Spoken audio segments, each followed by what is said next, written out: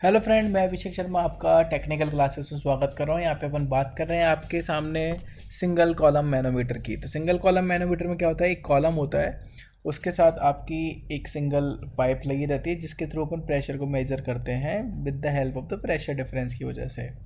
तो ये आपका वर्टिकल भी हो सकता है, इंक्लाइन भी हो सकता है। इसके लिए आपको समझना पड़ेगा बेसिक कॉन्सेप्ट क्या है कि न्यूमेरिकल करने से पहले आपको पता होना चाहिए कि इक्वेशंस कैसे आ रही है। तो आप यहाँ पे देख सकते हो, इस जगह पे आप नोटिस करेंगे कि यहाँ पे आपके सामने एक सिंगल कॉलम मैनोमीटर है जो कि वर्टिकल दे रखा है। इसमें एक रिजर्वॉयर होता है, तो रिजर्वॉयर का जो क्रॉस सेक्शन एरिया है वो आप उसको कंसिडर कर सकते हो कैपिटल ए, और जो आपकी मैनोमीटर वाली पाइप है उसका एरिया मान सकते हैं स्मॉल है। तो उसने बोला कि इस रिजर्वॉयर में इनिशियल कंडीशन पे जो आपका वाटर है या जो लिक्विड है, वाटर बोल रहा हूँ मैं, अभी आप ऑयल मान लीजिए, यहाँ पे हैवी डेंसिटी का कोई भी लिक्विड मान लीजिए, या मरकरी मान लीजिए। इस जगह पे ऊपर आपका कम डेंसिटी का होगा, वाटर हो सकता है। अगर ऑयल है तो नीचे मरकरी हो सकता है। अगर यहाँ ऑयल है तो यहाँ पे वाटर हो जाएगा, मरकरी हो जाएगा। तो उस केस में मैंने कंसिडर कर लिया कि यहाँ पे मान लीजिए आपका फ्लूइड 1 है या फ्लूइड 2 है, और फ्लूइड ए की जो डेंसिटी होगी वो आपकी कम होगी एज़ कम्पेयर फ्लूइड बी की डेंसिटी के। तो सबसे पहली चीज़ यहाँ पे समझ में आती है कि जो रिजर्वॉयर है उसका cross section area capital A है, और जो पाइप है उसका क्रॉस सेक्शन एरिया स्मॉल ए है। तो इस केस के अंदर आपको उसने बताया है कि यहाँ पे जब इनिशियल कंडीशन होती है ये वाली एक्स एक्स वाली, तो उस टाइम पे उसकी हाइट होती है एच, और उसी टाइम पे आपकी जो दूसरा लिक्विड है उसकी हाइट होती है एच टू। जब रिजर्वॉयर में जब हम प्रेशर कंसीडर करते हैं, थोड़ा सा भी प्रेशर डिफरेंस होता है, तो जो आपकी डॉटम लाइन है एक्स एक्स वो थोड़ा बहुत चेंज होकर आपकी कितनी हो जाती है, या वाई वाई पे आ जाती है। तो उस केस में जो डिफरेंस होता है वो हो जाता है आपका डेल एच। तो उस कंसीडर में जब आप देखेंगे कि न्यू हाइट आपकी हो जाएगी, वो हो जाएगी एच वन प्लस के डेल एच, और उस वाले दूसरे वाले केस में भी देखेंगे तो उस केस में भी आपकी हो जाएगी एच टू प्लस के डेल एच। तो आप देखेंगे यहाँ पे दोनों तरीके से न्यू हाइट्स आपको निकल के आ जाएगी। अब आपको नोटिस करना है यहाँ पे कि यहाँ जो डेल एच है उसकी वैल्यू कितनी होगी। तो आपको पता ही है कि डेल एच की जो वैल्यू होगी कि यहाँ जो प्रेशर चेंज हुआ है उसकी वजह से जो वॉल्यूम में डिफरेंस आया होगा, उतना ही वॉल्यूम आपका सामने जो हाइट में डिफरेंस होगा उसके बराबर होगा। तो उसने बोला कि fall of the heavy liquid in the reservoir will cause to the rise of the heavy liquid in the level of right limb.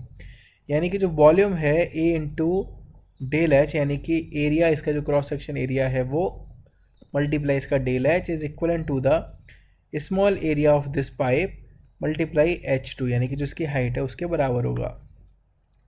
इसके बाद इन्होंने कंसीडर किया यहाँ पे कि यहाँ से जो डेल एच की वैल्यू है वो कितनी निकली आपकी A into H two by capital A, जो कि आपके सामने फॉर्मूला है।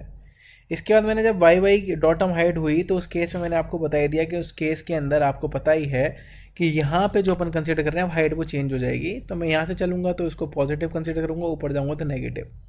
तो इस केस में इक्वेशन क्या बनती है आप देखेंगे कि पी ए यानी कि इसका प्रेशर प्लस यहाँ जो रिजर्व है उसका लिक्विड, यानी कि इसको मैं मान लेता हूँ रो वन जी, हाइट हो जाएगी आपकी एच वन प्लस के डेल एच, ऊपर जाऊँगा तो माइनस, तो इक्वल का साइन लगा देता हूँ, equal rho two G H two plus के डेल एच। तो आप देखेंगे यहाँ पे जो दो इक्वेशन है ये पूरी जो मैंने अभी आपके सामने लिखी है वो आपके सामने आ चुकी है। तो पी ए की वैल्यू को यहाँ से इक्विवेलेंट करेंगे, वो कह रहा है कि डेल एच की आप वैल्यू लगा देते तो आपके पास इक्वेशन ये आ जाएगी। तो आपको रटने की ज़रूरत नहीं है इस केस में, आप डायरेक्ट इस तरीके से फंडामेंटली भी आप सोचेंगे तो आप इसका आंसर निकाल सकते हैं, क्योंकि डेल एच की वैल्यू आपको पता है कि डेल एच की value is equal to the A H two over capital A होती है।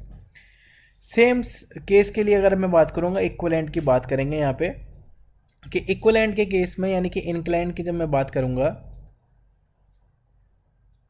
तो सेम केस के लिए बात कर लेते जो कि इंक्लिनेशन के लिए। तो इंक्लिनेशन के केस में क्या है कि जो आपको पता है कि एंगल दे रखा है उसके रेस्पेक्ट में आपको हाइट कंसिडर करनी है, तो बस यहाँ पे एंगल आ जाएगा। तो वो यहाँ पे एंगल को मेंशन कर रहे हैं। आप अगर आप नोटिस करेंगे कि आपकी इक्वेशन के हिसाब से प्रेशर अपन हाइट निकालेंगे और हाइट जो चेंज हो जाएगी वो आपकी फॉर्म ऑफ द एंगल आ जाएगी।